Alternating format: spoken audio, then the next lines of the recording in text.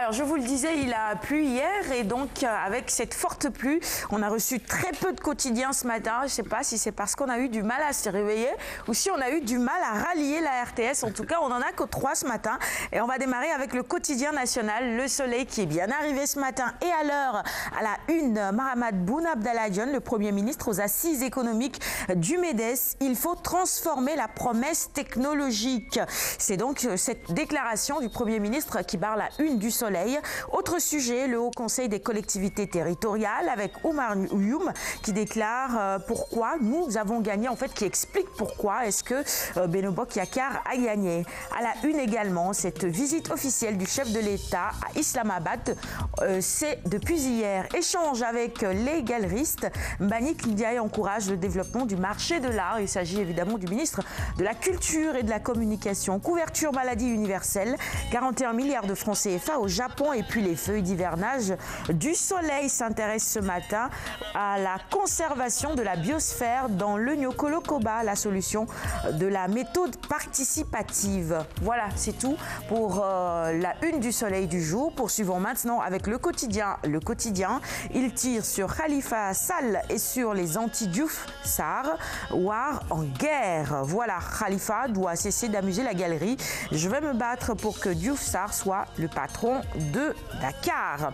On termine cette revue des titres avec le quotidien L'Observateur.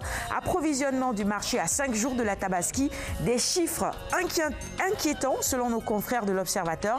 Un gap de 350 000 moutons en national.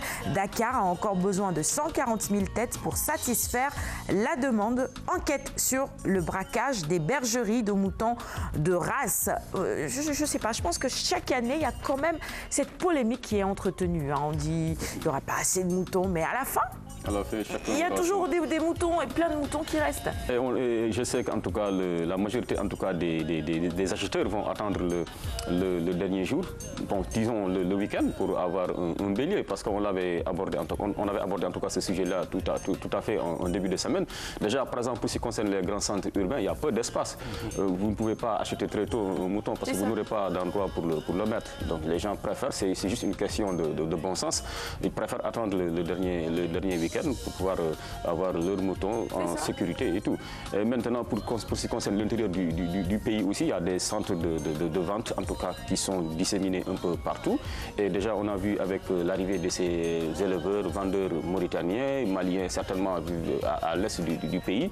Donc je crois que c'est juste une certaine inquiétude, mais chacun aura son mouton. En tout cas, c'est les assurances fermes qu'on a reçues même. Tout à fait. Il y a de cela 48 heures, quand on a reçu le directeur de l'élevage ici sur notre plateau, M. Damsau. C'est ça. Et le ministre l'a également confirmé. Donc, je pense qu'il n'y a pas lieu de s'inquiéter, en tout cas selon les autorités.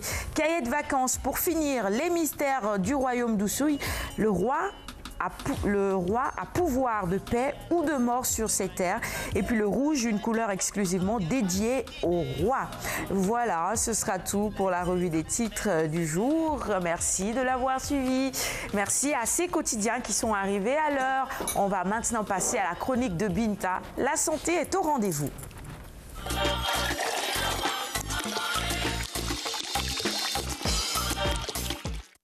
Le sujet nous intéresse et nous